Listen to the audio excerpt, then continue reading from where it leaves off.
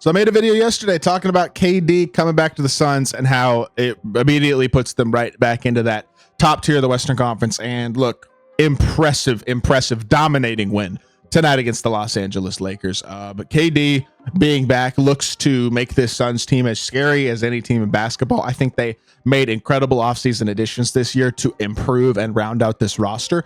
And I think they are a team that is very, very well equipped to be a top 4 team in the Western Conference and a serious title contender. I have more faith in them right now, in all honesty, than I do the Lakers, the Warriors, the Timberwolves, the Rockets because of youth. Like, I think when you think of the best teams in the Western Conference, it's teams like the Oklahoma City Thunder, the Nuggets, the Mavs, and honestly, the Suns right now, I think are my 4 top teams in the West when it comes to championship contention. I just think the Suns are so complete, and I think they are much, much better as a total roster than last season. I still think KD is playing basketball like a top 5 player in the world when he's healthy. He's having an incredible start to his season, and when he is playing, the Suns are 9-1 and look like one of the very best teams in basketball. I don't know. We might have been wrong about this Suns roster, writing them off after last season's tough playoffs, because they look primed to compete and give KD one more chance to make a run for a ring. Before we hop into it, if y'all haven't already, make sure you hit that subscribe button. Help me push towards the 1,000 subscriber mark on the channel. Uploading pretty much every single day, multiple times a day on this channel. Trying to get it monetized. Would really appreciate it if y'all do subscribe.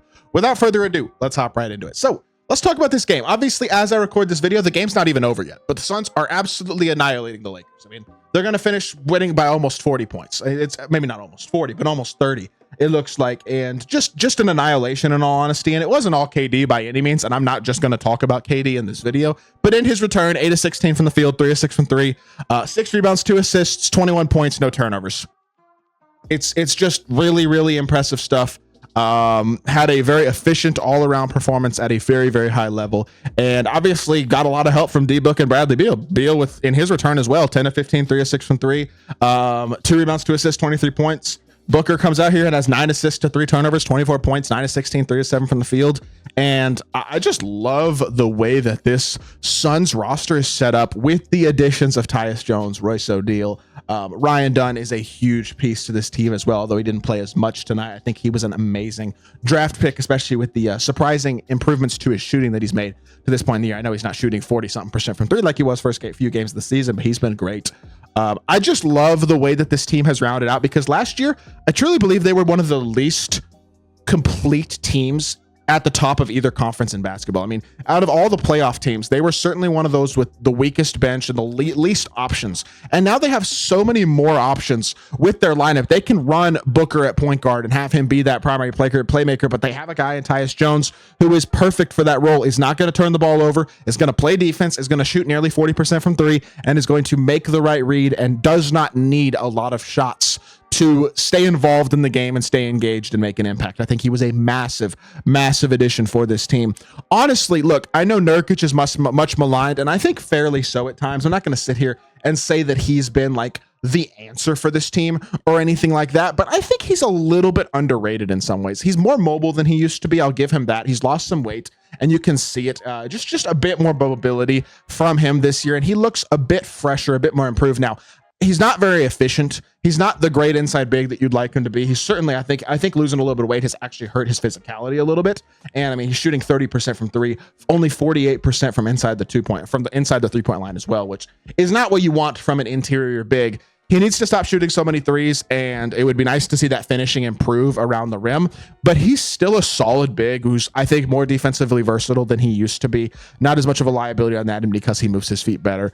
And I think if he's healthy, still a very impactful player at this team. I'm not sure that he's the perfect big to match up against Nikola Jokic in the playoffs. I mean, the Nuggets are going to give them fits, but overall, like, he's not bad. And I think he's a solid piece. And then off the bench, you got guys like Grayson Allen, who's one of the better shooters in the league. Royce O'Neal, who's a very, very long time 3-and-D, just consistent piece who, again, doesn't really need touches, is going to play defense, and is going to shoot the 3 ball at a high percentage. Ryan Dunn is already one of the best point of attackers in the entire sport. I know he's only a rookie, but there's a lot of potential with him into developing into one of the best 3-and-D role players in the entire league, especially if the jump shot continues to show the signs of growth that it has this year in his rookie season. And look, I like this roster, man. Like, they're not reliant And look, this is nothing against Damian Lee and Josh Okogie and Nas Little, guys like that who are still on the roster, but they're not reliant on those guys for big moments anymore.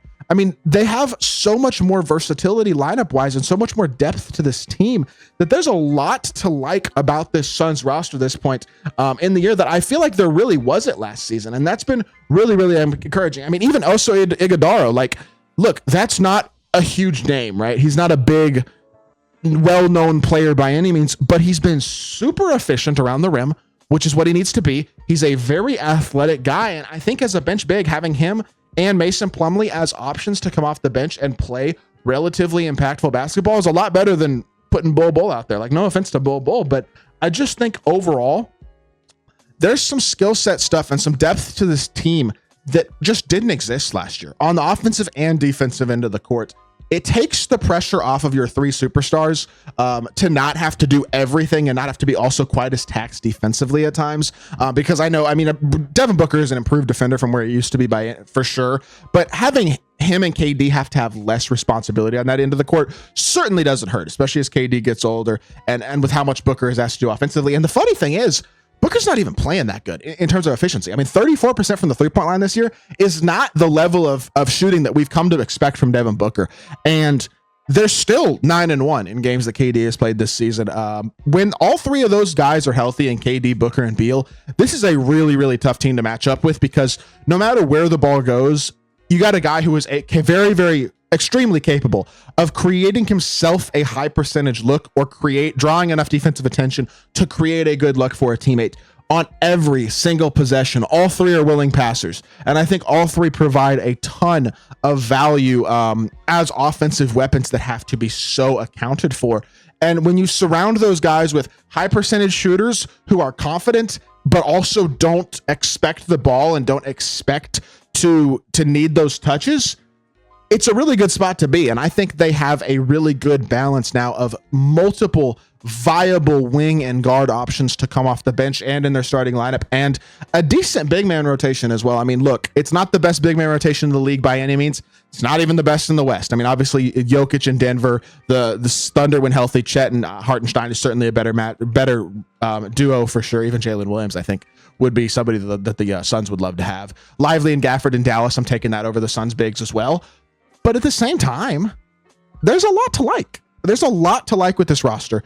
And they seem, in my mind, much better prepared this season than last to make a serious run at a title and at a deep run in the Western Conference playoffs. And I'd be lying if I said that's really what I expected, especially after the disastrous end to last season when they just got destroyed, in all honesty, by Anthony Edwards and the Timberwolves in the first round of the playoffs. And all of a sudden, look, I mean, they're playing way better than the Timberwolves. Let's put it that way. The Timberwolves are struggling, and the Suns have gotten better. They've gotten deeper. I think their chemistry has gotten better. They're more cohesive with those three stars.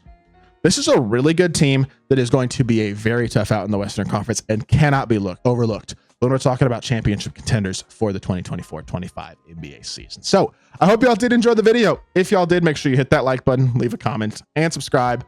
I'll be back with more NBA content very, very soon, and I appreciate y'all. Peace.